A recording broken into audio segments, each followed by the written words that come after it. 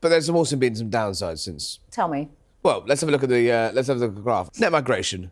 Yeah. Look at that. That was on your watch. Where exactly on that graph were you the Home Secretary in charge of Britain? So, well, we should first of all recognise that we ended free movement. Yeah, you ended free movement for Europeans and you threw the borders open to the rest of the world, and the graph... We always said that in Brexit, Harry. No, come on. That is not fair. So, you did not say we're going to hit 1.2 million net migrants. No, we did not say that. Allow 1.2 million people into the country. So let me finish. In 1 year. So let me finish.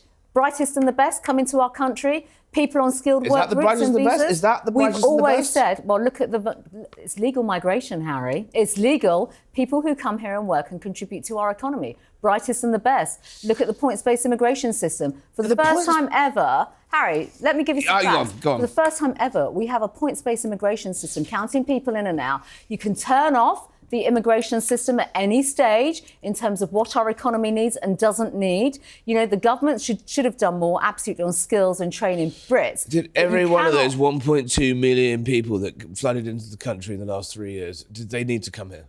So what would you say to the Ukrainians that are in our country? That's 300,000. It is now tops. 300. What would you say to the BNOs? What would you say also to people that came here through Come on, you're fudging the numbers there. I'm not fudging the numbers, I'm telling you now. 300,000 Ukrainians on a temporary fix is not 1.2 million people coming to this country to take jobs that you promised were going to go to sun readers and people who voted for Brexit. Those are skilled visas, Harry. We made it quite clear. These are people that work, you know, skilled visa routes, all the skills in terms of NHS, people that are working in our National Health Service. We had something called a pandemic. You remember health and social care visas as well. I'm not fine with it. I haven't said that. Would you like to apologise to all the people that voted Brexit for the fact that you misled them in saying we're going to take back control of our borders and then you threw them open and let in millions of people? That is totally distortionary and that's not true.